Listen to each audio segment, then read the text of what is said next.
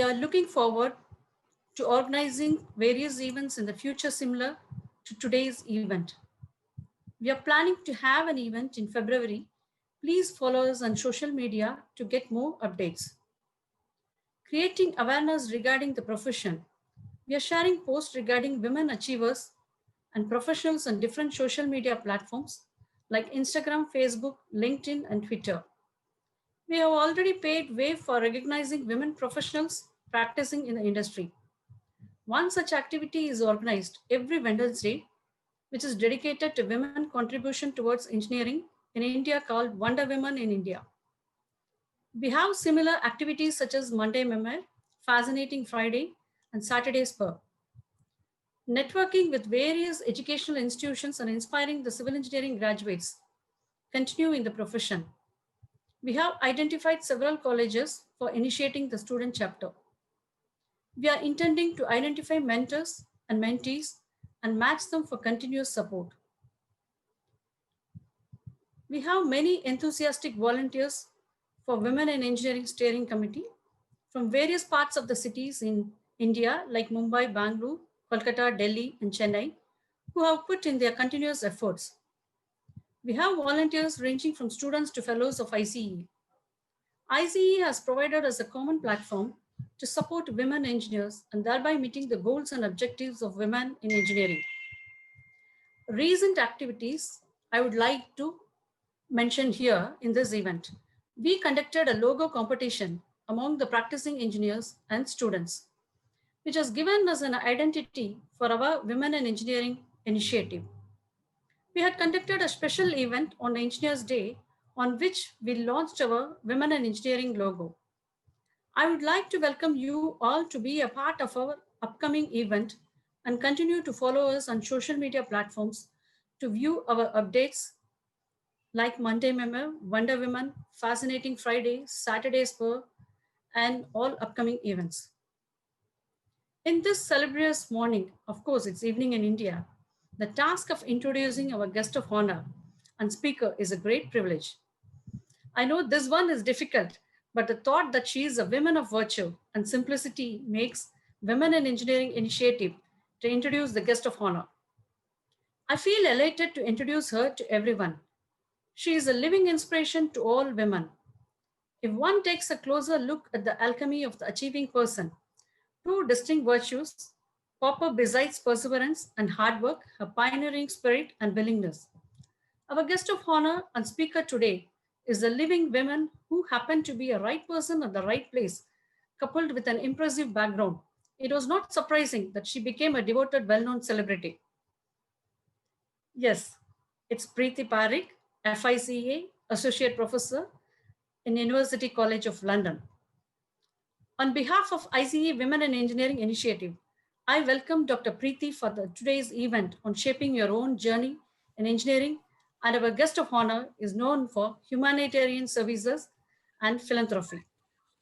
Today, I'm going to present one academic accomplishments of Dr. Priti Parikh, which is noteworthy. Dr. Priti, with a well-intentioned efforts, completed a bachelor's at LD College of Engineering, specialized in structural engineering during 90 to 94.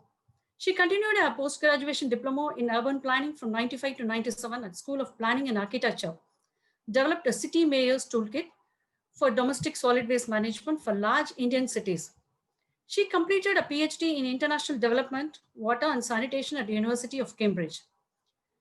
Dr. Priti Parikh is a chartered engineer and a senior research fellow at Royal Academy of Engineering.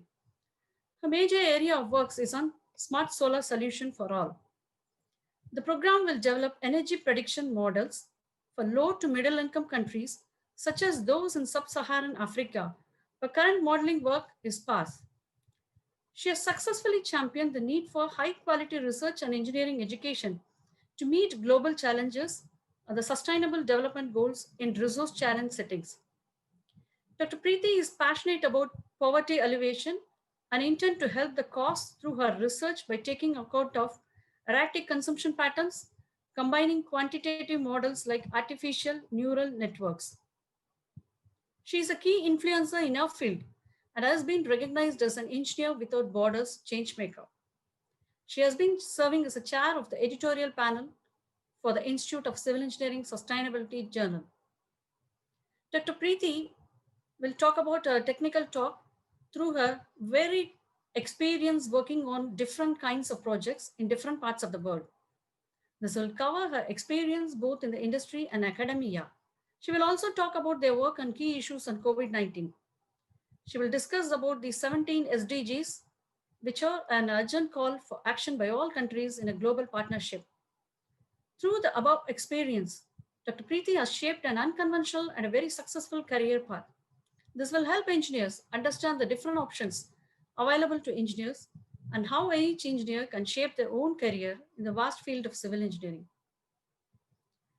Before we move on to our guest tech talk, let's have a quick poll question. I request Mayurika to share the poll questions to the audience. A short question will be displayed in your screen and the audience will have 60 seconds to respond. SDG 7 is the right answer and 45% has answered correctly. Thank you, audience, for the participation. Now I would request Dr. Priti Parikh to speak about shaping your own journey in engineering. Thank you very much.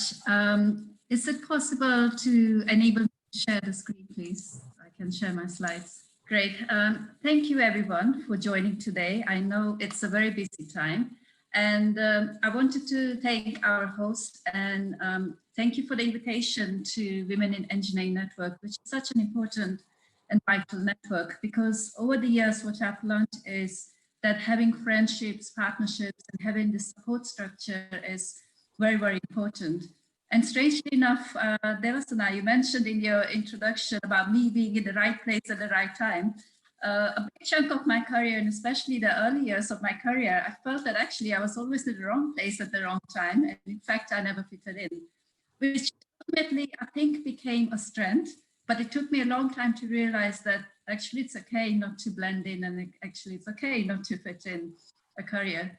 And what I wanted to do today is, with a bit of humor, kind of share some of my experiences, not just the projects, but the journey I've been through. Yeah, just kind of reflecting on how I perceived my career when I graduated as a structural engineer, and how different that career has now shaped up to be in the last 20, 25 years or so. And it's a strange moment as we speak about COVID, and I look at the slide and think about the very things I've done. And some might argue that, well, possibly it's too varied, it's too complicated, it's too messy, it's too much. But one thing that COVID has shown us is that our planet is complicated and messy. We're dealing with very complex, messy challenges.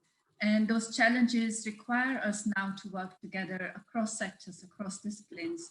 So COVID is not just about the health dimension, but it's about the environment, it's about the built environment, it's about infrastructure, it's about logistics.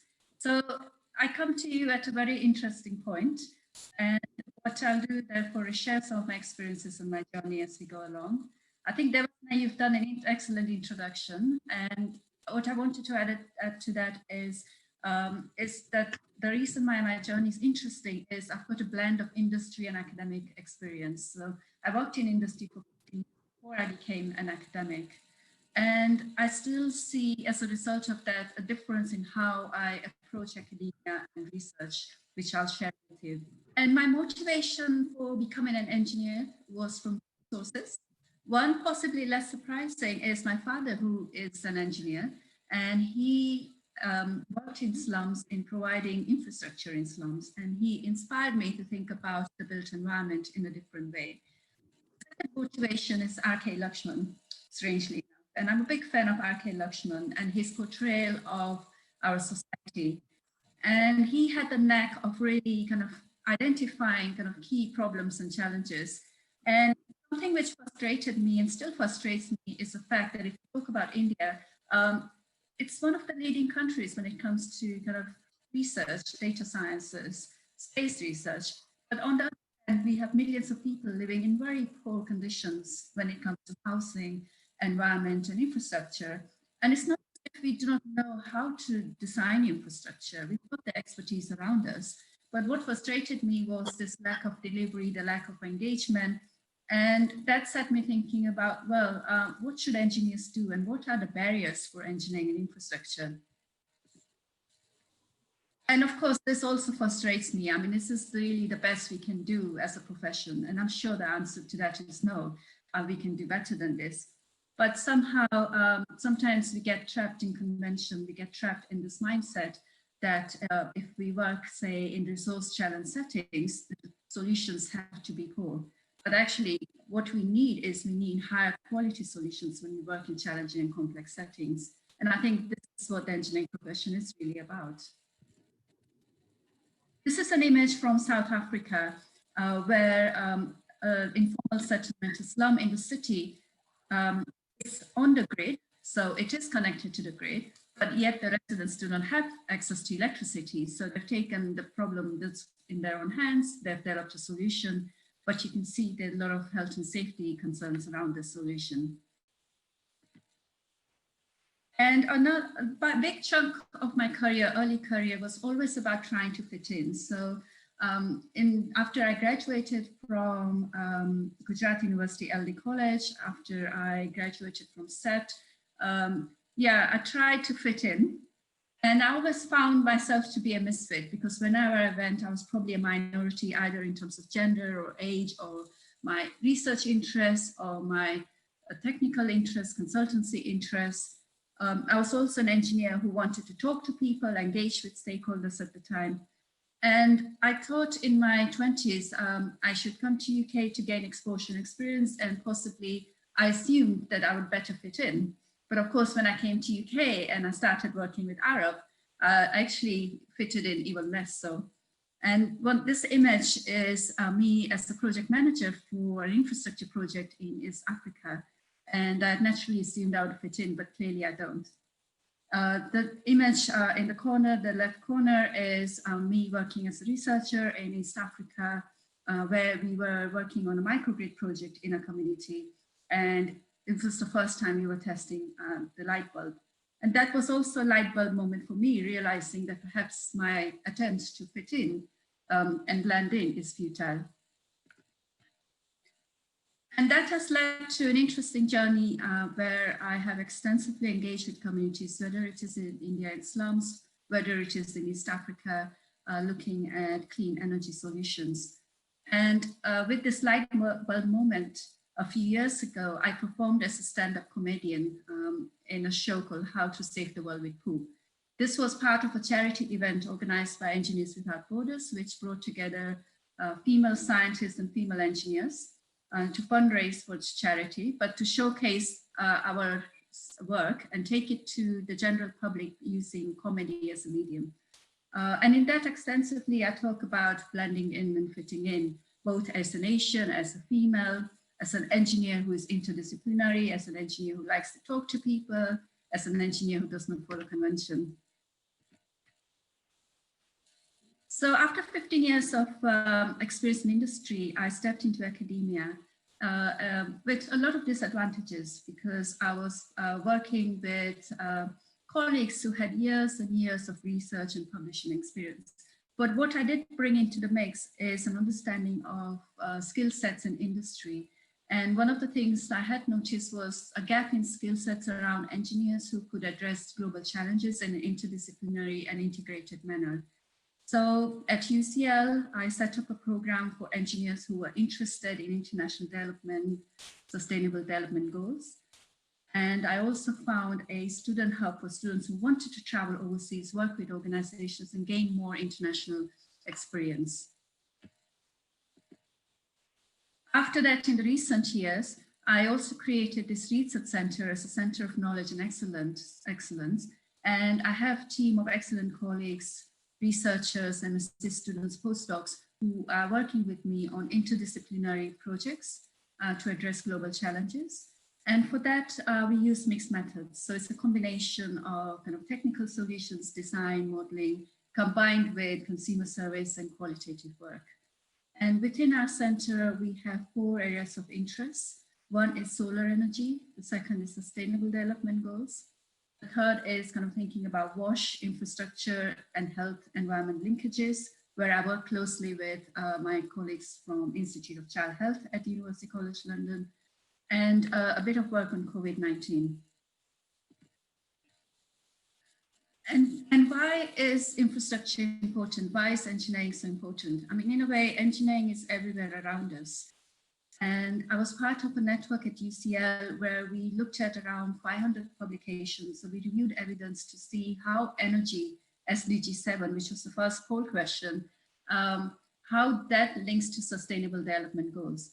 And we found as a group that energy infrastructure and systems has synergies with 143 of 169 SDG targets and all the 17 goals. So basically what that means is if nations invest in infrastructure, in energy infrastructure, it will enable them to address all the sustainable development goals. It will enable them to address a wide range of challenges beyond just engineering and infrastructure. After that, I managed to leverage funding from organizations like Water and various foundations to lead an interdisciplinary team at UCL to do the same type of work for sanitation field, which is under research. And in that, as a group, we started from first principles of understanding what is sanitation, what is good sanitation practice. Building on that, then we did this review exercise where we reviewed 600 publications to see once again where there were synergies, so the positive links, and where there were trade-offs. And once again, we found similar results that investing and action in sanitation appropriately can lead to synergies with 130 of the 169 targets and all 17 goals. And basically, once again, that means that if governments invest in energy or sanitation infrastructure, they can address the goals, but the benefits are wide-ranging.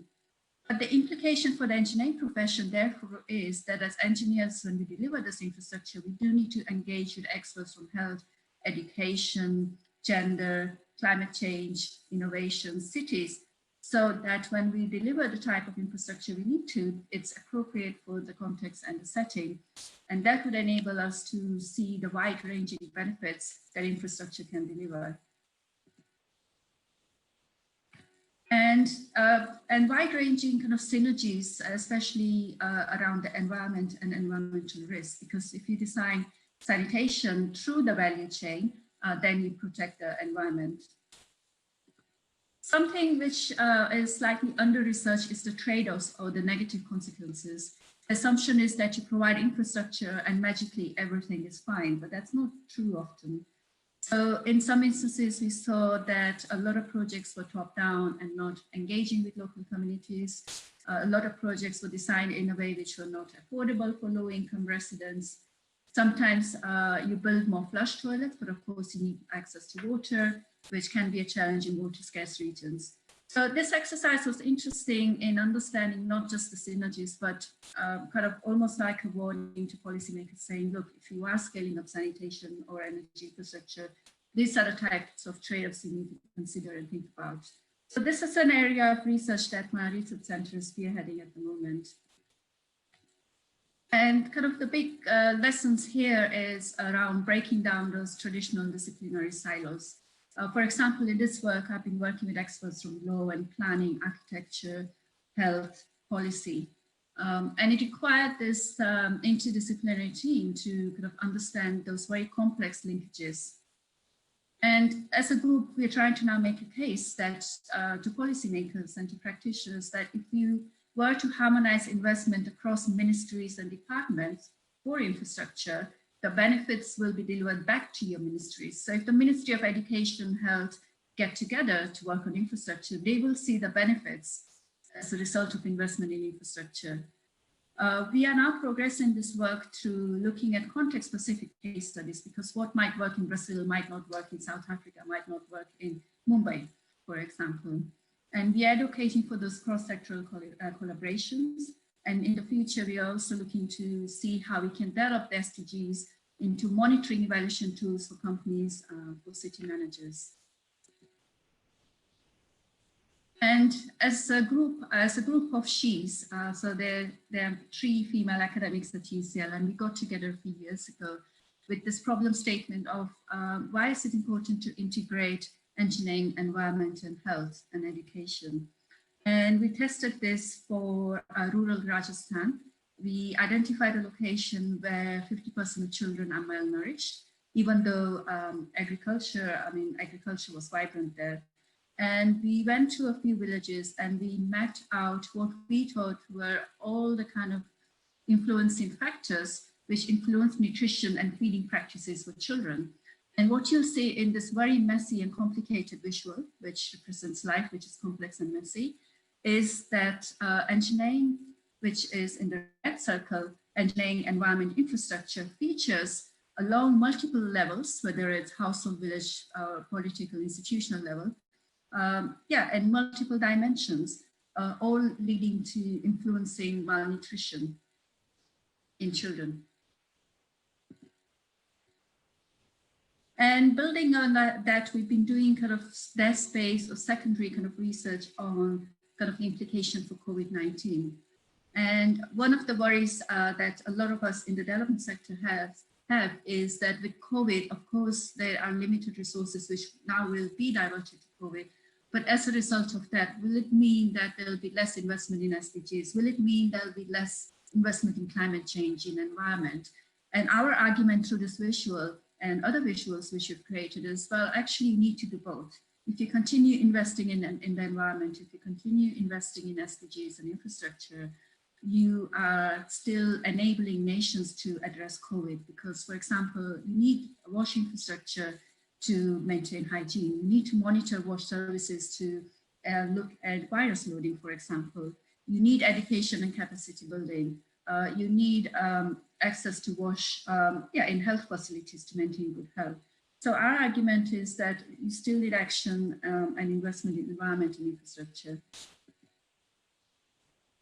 And I'm sitting in London today, and in Europe and in London, history, we've learned from history that water sanitation and the whole public health movement has had a vital role in improving human lives. And in the early part of my career, I was inspired by my father who moved from UK to India, and he was assigned the task of delivering infrastructure to slums. And possibly being new and naive to the country at the time, he started asking very simple questions of why can we not have conventional network infrastructure in slums? And that kind of led me down a journey of collaboration and working with him on projects where physical infrastructure services, network infrastructure services were provided in slums in the city of Indore.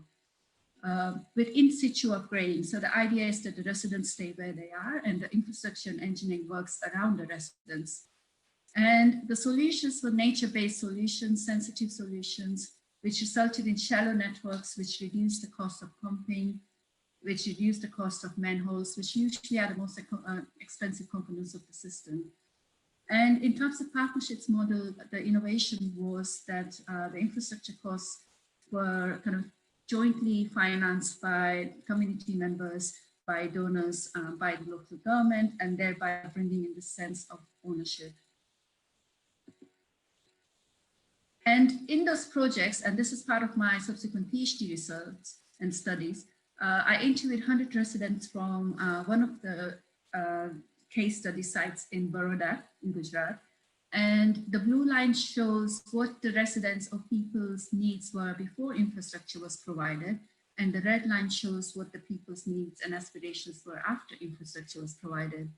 And what this shows, the blue line shows that initially residents had the priority around gaining access to basic services, water, sanitation, electricity, roads, flood management, because this is something that troubled them in their day-to-day lives. But as soon as those basic infrastructure needs were provided and were met, aspirations shift from lower kind of basic needs, survival, to thinking about education, thinking about well-being of family and health. And this enabled them to become more engaged citizens in cities. So this is the power of infrastructure, which can be an enabler, which can shift aspirations and get citizens more engaged in cities. And you can see how infrastructure shapes the built environment. So this is a visual, an aerial view of a settlement in Ahmedabad, before and after infrastructure intervention. And you can see in the image at the bottom of the slide where residents are now self-upgrading their housing stock and investing in improving their housing stock. And this was partly due to the time saving as a result of improved access to infrastructure, reduced morbidity due to improved health outcomes, but also an increase in disposable income because people fell ill less and they had more time to work. And this resulted in what I call the multiplier effect. So the blue bar is the investment in infrastructure provided by the government. And the reason why it's different is that there are different partnership models adopted in the 3 case studies.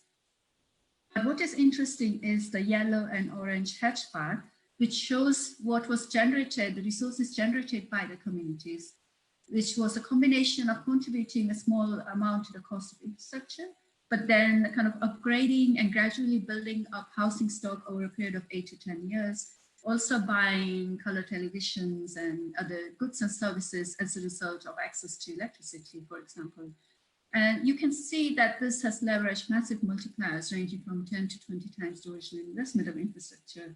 And this is really where the power of engineering is, that engineering infrastructure is a multiplier, can be a multiplier for communities which are currently bypassed from mainstream development agendas. And a large chunk of my initial career was around water sanitation infrastructure. And then in the last few years, I started wondering whether those principles, similar principles, would apply to the energy sector. And I was recently awarded a prestigious fellowship from the Royal Academy of Engineering. And what that does, it frees up my time to now explore solutions to improve energy access. And this is work I'm doing in collaboration with industry because I'm quite keen as an academic to keep my links active with industry. I think that's very, very important. And my industry partner who are called BBox, they've installed solar home systems, so solar systems at household level across nations in sub-Saharan Africa. And this is the reason why I think this project is important. And this is a sad visual in a way that there are parts of sub-Saharan Africa which are still plunged in darkness. And this is reflected in the gaps in knowledge in academia. So my doctoral student, Vivian, she led this review where she looked at publications around household solar systems. And you can see there are big gaps in Central Africa. And the big country in the middle, DRC, Congo, is one of the countries of research interest to me. And in that country, only 17% of the population has access to grid. And even that is patchy and unreliable. So as you can see, at the moment, there's a serious gap in knowledge and research in countries which do not have electricity. And I mean, that's also one of the challenges in academia, that academics tend to focus in countries where there is a lot of evidence. But what we're trying to do is now generate evidence in countries where there's very limited access and evidence. And if you think about access in terms of people and numbers, the energy generation in sub-Saharan Africa is similar to Spain, which is quite shocking. And it's becoming clear that conventional grid solutions are not addressing this gap. This is due to the fact that grid extensions, as you may know, is very, very expensive. Also complex. Also, a lot of refugee camps, a lot of villages are quite remote, and that's a challenge which is faced in many other parts of the world. And sometimes the per unit cost of extension is not appropriate or not affordable to governments if you're trying to extend the grid for, say, 40 kilometers for 5 households. And what do you do in that scenario? And there's a lot of debate and discussions around whether decentralized solutions, whether solar, whether micro hydropower, mini grids are the way forward there. So those are the type of issues which I was very, very interested in exploring. And I'm entering a new area where I'm trying to combine now machine learning type models with understanding energy consumption patterns and trends. This is because I work with an industry partner who is able to collect data on energy consumption trends and patterns from households on a real-time basis from a huge volume of customers. And this is kind of a steep learning curve, a new area, because I'm not an expert in artificial intelligence or machine learning modeling. But I'm working with colleagues who have that expertise to understand who are those customers, what are the customer archetypes, because some of those customers are people who've not used electricity in their lives before. So they don't even know what type of appliances they will want in 5 years' time. And we're trying to now sit in London, predict and understand what type of appliances they will want in 5 years' time, whether it's going to be a laptop, whether it's going to be a shaver, whether it's going to be a solar water pump, and understanding those priorities and needs. And this is where we're also combining modeling work with social sciences, where we are interviewing customers, where we are running focus group discussions with men and women to understand their needs and priorities. And this is to re-emphasize why mixed methods is important. You may see this funny spike in this graph where we were looking at energy consumption. So this spike in the graph was because there was a football match. And I think I can imagine in India, if there was an India-Pakistan match, you'd see a similar spike. So looking at the graph is not enough, because you need to talk to people to understand why you get those spikes, why you get those unusual patterns, which are more interesting.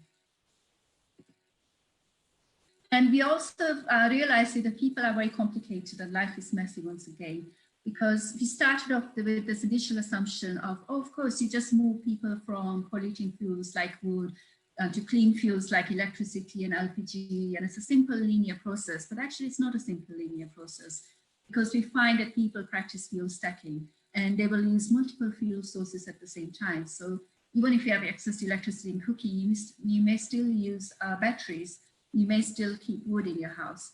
So what we are finding is this transition to clean energy is far more complicated than we thought or we understood. So that's part of the steep learning curve in my fellowship of better understanding this process, this transition to clean fuel, especially as now we're talking about net zero targets, we're talking about climate change and reducing emissions. So as an engineer over the last few years, what I've realized is engineering is about being creative, it's about being sustainable. Being interdisciplinary is very, very important, because we live in a world where we are tackling climate change, urbanization, COVID, and we need people from all sectors and disciplines to come together. We need to think about engineering projects which deliver the multiplier effect, even if it's a structural design of a building, whether it's designing a city, infrastructure, whatever it is. Our solutions need to be simple. Simplicity is actually harder to achieve. Solutions need to be appropriate for the local context, and the emphasis should be on improving human lives and impact to society. Being frugal and aware of resource consumption is very important, especially in resource challenge settings. And this requires innovation both in the product and the process, because sometimes it's not just about an innovative product, it's about how you deliver it. It comes back to the example in slums where we know how to design network infrastructure, but hey, how do we deliver it in settings where you've got houses built in very dense settings, where you've got narrow access routes? How can you modify those designs? How can you modify the construction and delivery processes? And also thinking about self-reliant and local solutions within the country, within the context. And also as a woman in engineering profession, what I've learned after many years of turmoil is it's probably, if you don't fit in, it's okay not to try and fit in. It's okay if you are unconventional and different. And sometimes in the long run, unconventional works better.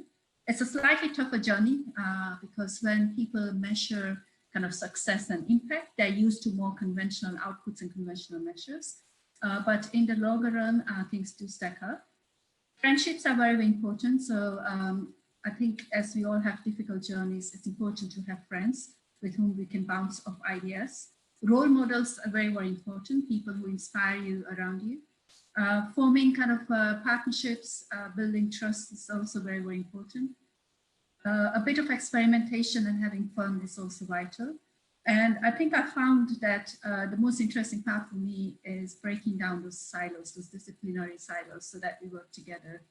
And I think treat career as a journey, because I remember when I graduated as a structural engineer, I, in my mind, had it really clearly mapped out that I was going to be this genius structural engineer who was going to design shell structures and very fancy structures. But 25 years down the line, that's actually far from what I'm doing right now. And perhaps what I've learned is taking your career in 2 or 3 years chunks and thinking about, okay, what do I want to achieve in the next 2 or 3 years? And how is it leading to the big vision that I want to deliver? And a book which inspired me at a difficult moment in my life was How to Move My Cheese, which kind of reminds us that life is a moving target. So sometimes we have to be agile and move and shift our aspirations and ambitions as we go along. So this is where I'm going to stop. And yeah, I'd love to take questions from all of you.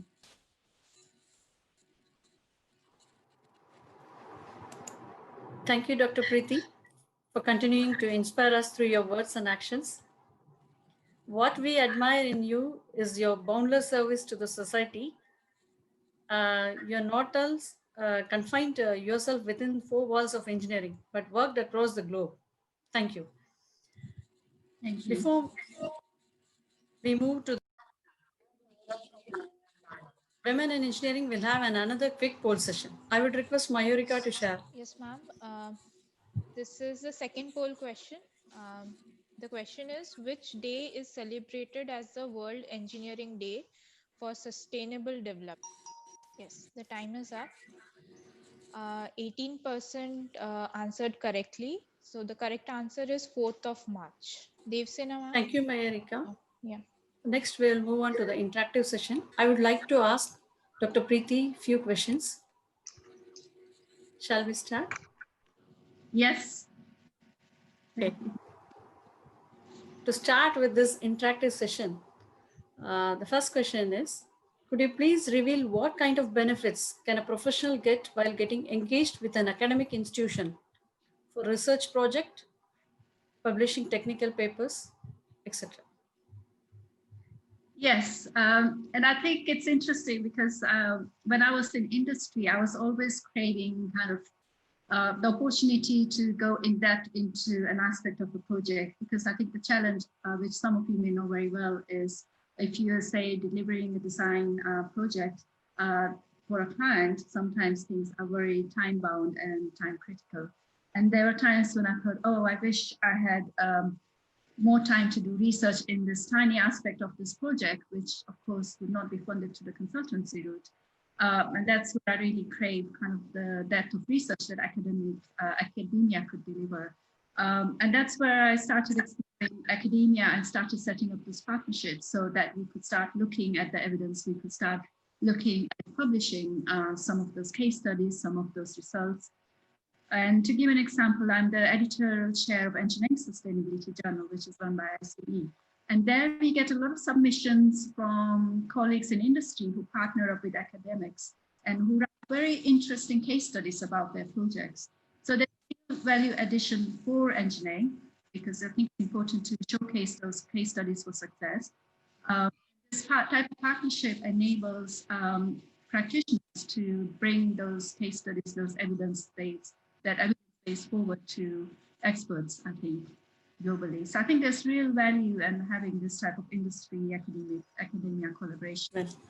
Could you please share some takeaway from your significant research project so that audience might take a note of the same?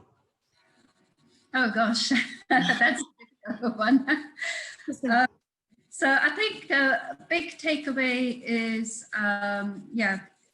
making sure you ask the right questions. And sometimes I've not done that. So sometimes, for example, when I started this fellowship on machine learning, I just assumed machine learning is magical and it will solve our planet's problems, as one does.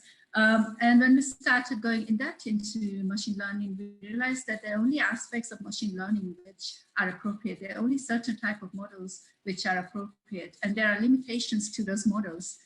For example, one of the early models we developed, we realized they could only do short-term predictions of energy consumption, whilst actually we were interested in long-term predictions of what energy consumption would look like. So I think the big lesson is asking the right questions and not just following models blindly. Okay. How can we as a professional entrepreneurs, students, work on achieving SDGs in our deliverables like projects or in academic areas? This is an area I'm very passionate about, and I think I've mentioned it quite extensively in my presentation. So with SDGs, for example, at UCL hosted a 2-week conference on SDGs. And one of the outcomes of that discussion is, well, should we embed SDGs in our curriculum? So should, for every module, when you have learning outcomes, should one learning outcome be, how does this module help students achieve the SDGs, for example? Which might be radical for English literature, for mathematics, for fluid mechanics, but it would be a good test to see that right from the curriculum level. Then when we get into kind of practice and professional level, a lot of organizations now are kind of looking at large infrastructure projects and saying, okay, how would this project address SDGs? What type of targets and goals would this project address? So a lot of organizations are now delving, thinking about some form of kind of monitoring evaluation toolkit.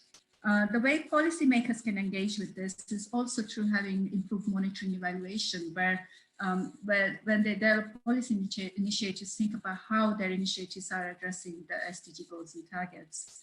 For me, the SDG goals and targets are a nice way of bringing kind of complex problems together. So I think the short response is yes, we can look at monitoring, look at how our projects and will deliver SDGs, and look at monitoring evaluation techniques.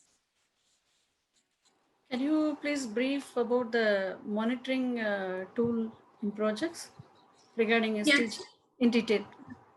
Yes, so I think this is a project which I'm still in discussions with, but I'm discussing this with the South African government, where what they want to do is take all the targets, but try and customize it, try and make the language appropriate to their local needs.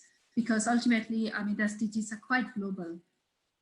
So what they want to do is the first step is take the targets, think about the targets which are relevant for the setting, contextualize the language, and then they wanted to take their cities, settlements, and WASH projects and look at a couple of those projects and see how those projects are addressing those targets. And what they want to do is then set up an online platform. And I know that UN and other organizations are looking at those type of online platforms where you can go and you can look at outputs. So I think a lot of cities I know are looking into setting up some form of online dashboards and platforms where you can track and monitor progress. What you said is in regarding this SDG, we have to include an academic curriculum. In Yes. academic curriculum that is at a UG level, either at second year or third year, what type of curriculum we should include? Can you tell in detail? I can give you examples from UCL, for example.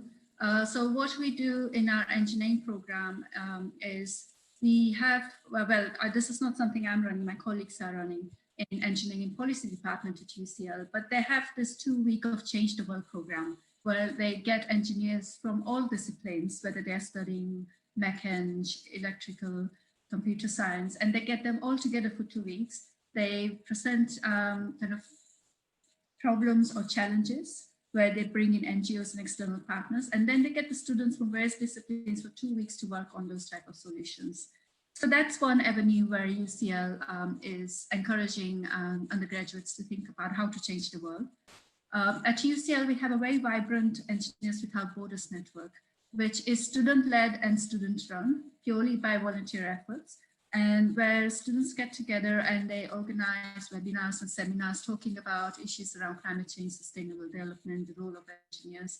And that is actually getting a lot of our engineering undergraduates really interested in some of the issues around SDGs.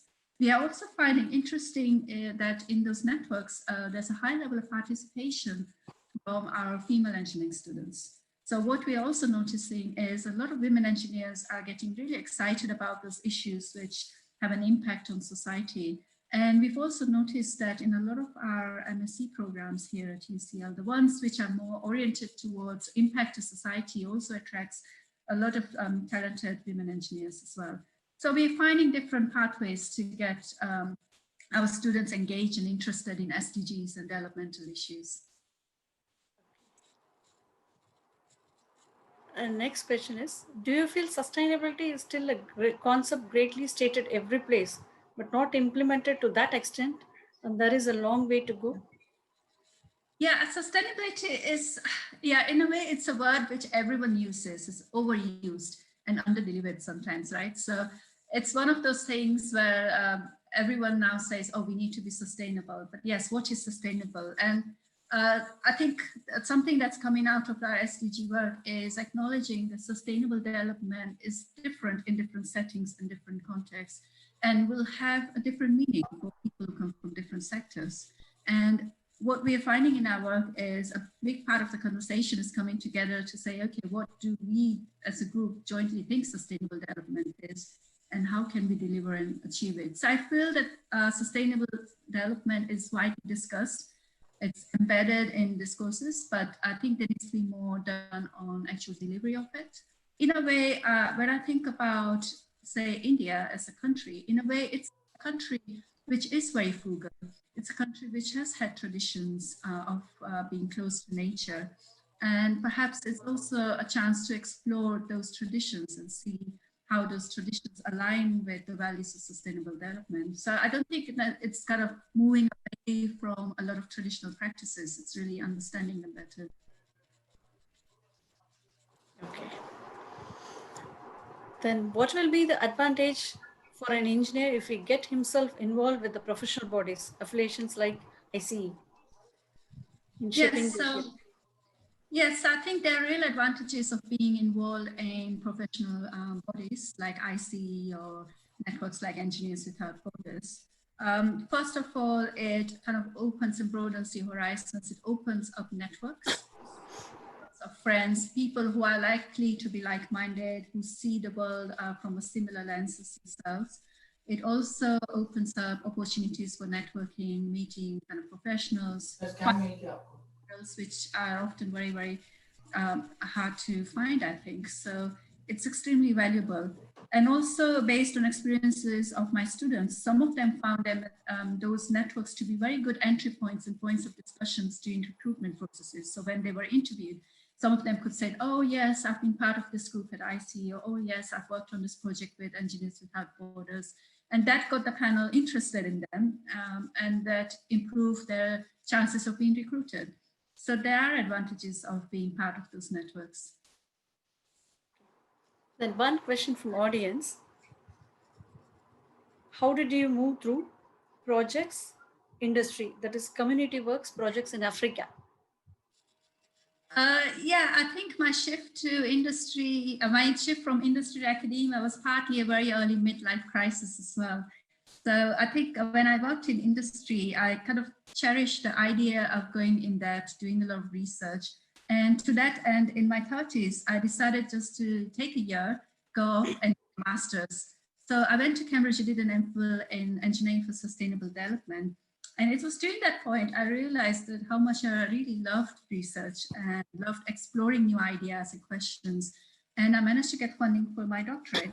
So I think it was kind of that 1 year MPhil which really shifted the goalposts for me. And of course, once I finished my PhD, it opened up opportunities for me in academia. I guess the challenge was that every time I shifted, there was a bit of a disadvantage, because I remember when I finished my PhD and went back to industry for a short stint, somehow a lot of people felt that I'd left industry and were thinking maybe we should discount those 3 years. Similarly, when I moved into academia initially, a lot of people say, yes, but it's not English. What is your Google's scholar citation and stuff? You've worked for 20 years, but you've only got 6 papers or something.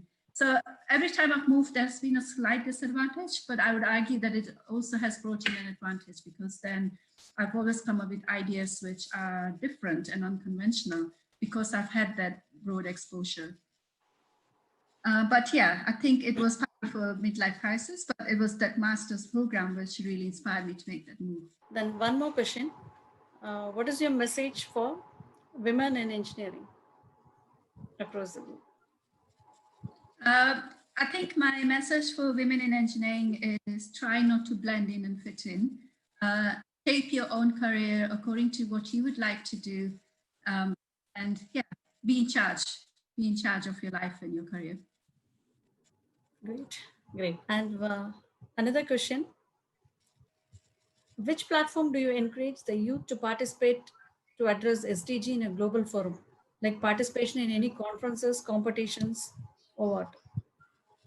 Well, one thing that COVID has done, so I know we've all had a terrible year with COVID, but one thing that COVID has done, one advantage I have seen is COVID has provided an opportunity for a lot of events to be online now, virtual events, which has led to more participation, further engagement, but it also makes it easy for us members of the public, youth, to join various events, because a lot of major events, a lot of discussions are now online. To give you an example, I was part of the Commonwealth Heads meeting, Choga meeting, which previously was going to be hosted in Rwanda.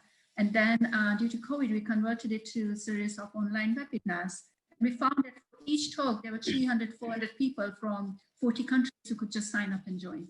So I would say that try and join as many of those conferences, events, that is possible, because COVID offers that opportunity.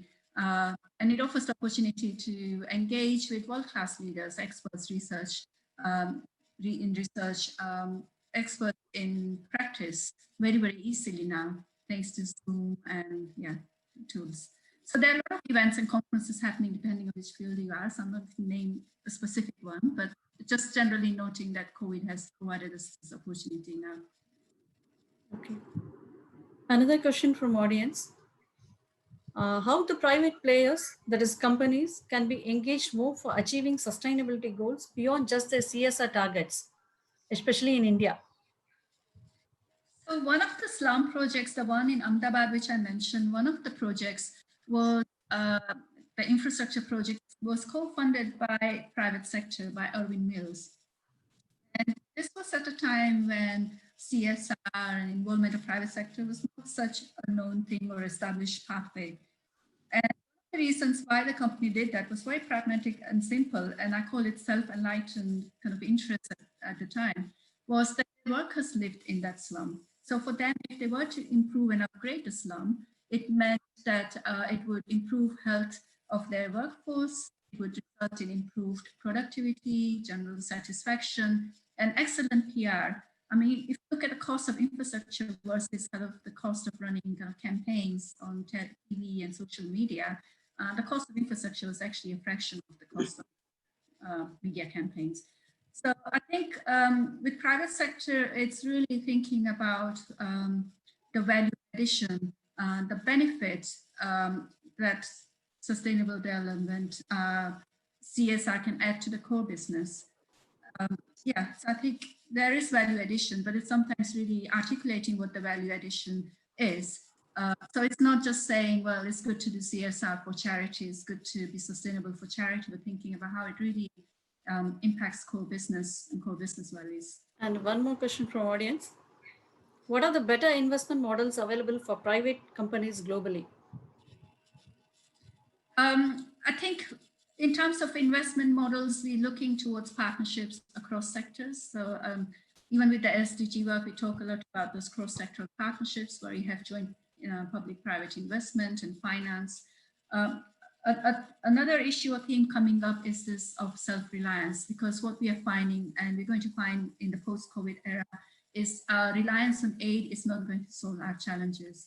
So thinking self-reliance, thinking about investment and partnership models built within nations is going to be very important. Thinking about how to leverage kind of community resources and investment, because one of the barriers for investing in low-income settlements is this notion that poor people are poor.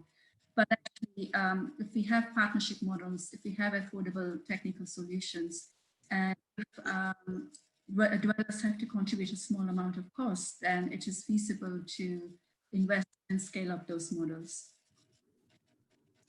And the final question, what is your message against violence against women? So I have a doctorate student called Maggie, who's from Mexico, very passionate about this subject. And she spent four years of her life doing research on this topic. It's interesting because when we first met, she was talking about various incidents, about stalking, about people staring. And I said, yeah, it's happened to me in India. So we almost kind of normalize this in our day-to-day lives. And I mean, what is coming out of our research is the role of built environments. So how can we better design our roads? How can we better think about lighting? But ultimately, we agreed, and what came out of research, that it's a combination of design and built environment, but there's kind of perception and mindset change that is required. Because with violence, it's almost the narrative is usually around, oh, as women, what should we do? How should we dress? At what time should we go out of the house? What is the mode of transport we should use, which is safe? And it's always about action points that women are required to do. And I think the narrative needs to shift about this is a problem which affects 50% of our society. So society is a collective. What are the action points which are required for men and women? What are the design solutions we can bring into this? But ultimately, it is down to kind of perception and mindset. And it's a serious problem because it affects 50% of our society. And if 50% of our society cannot engage and be gainful citizens and are not productive, how can we change the world we live in? Okay. Thank you, Dr. Preeti, for your patience and a very interactive session we had, sharing your valuable experience and insight. Thank you. No, thank you for this invitation. Thank you. Next, we would like to give a glimpse to our upcoming event in February 2021. The main topic is the how can construction industry contribute to UN SDGs? This is mainly focused for students, and we are going to conduct this contest in 3 phases. The first phase is paper writing, second one is video clipping, and the last one is the final debate. The main objective is to give awareness in budding professionals on their responsibility towards sustainability. As an industry, we should focus more on building sustainable infrastructures. Through this, we come to the end of this session, and I would request Ms. Anamika to present the vote of thanks. A very good evening to Dr. Parikh and all my industry friends who joined us today for this interesting session. Thanks, Dr. Parikh, for taking time out for your busy schedule and sharing with us your varied experience while working on different kind of projects in different parts of the world. Entire session was an enriching experience for all of us as it unfolded different options available to each engineer for shaping our own career in the vast field of engineering. Thanks for sharing your core values and principles related to industry and academia both. It was a learning for all of us to get to know about your key workings regarding issues like COVID-19. We are strongly motivated by your achievements and congratulate you for being a key influencer, ma'am, in the field of civil engineering and for your recognition as an engineers without borders change maker. Hats off to you, ma'am. It was interesting to learn about your projects at UCL and your journey, which cuts across industry, academia, and the barriers, and how you gauged right opportunities arising out of your journey. Dr. Parikh, it was great to know that you have been spearheading research on provision of wash and energy services in resources challenged settings. Links between infrastructure and 17 SDGs and integrated health environment research. After listening to you, we all are enriched with a wider range of perspective to see our careers in engineering as a journey which we can shape to align with our passion and interest. And actually, I liked your statement personally where you told us to take the charge of our own destiny and careers. In the end, once again, on behalf of ICE and Women in Engineering, we thank you for enlightening us with your wonderful talk, and we hope that ICE association with engineers like you will definitely yield positive results for overall sustainable growth of global society as a whole. We are also thankful to all our ICE distinguished committee members in UK, Patrick Courtney, Billy Martin, Catherine Cole, Thomas, Ingrid Farmer, and incoming ICE President Rachel Skinner, who have supported all our initiatives. We are also thankful to ICE representatives of India, Mr. Rajesh Patwardhan, Mumbai, Mr. Satish Sehta, Delhi, Mrs. Smitha, Bangalore, and Mr. Anshu De, Kolkata, and Mr. Balasubramaniam, Chennai, for supporting our volunteers and publicizing this event on large scale across all multimedia platforms. This vote of thanks cannot be completed without thanking all our volunteers, steering committee members, and in the last but not the least, our audience who made possible to organize such a successful event internationally. Thanks to all of you. Thank you. And it's been a privilege to join this group. And I think this is such a fantastic network. And I wish you all the best in growing this as a support network for all of us. Thank you, ma'am. Wishing you to see in our future events as well. Thank you very much.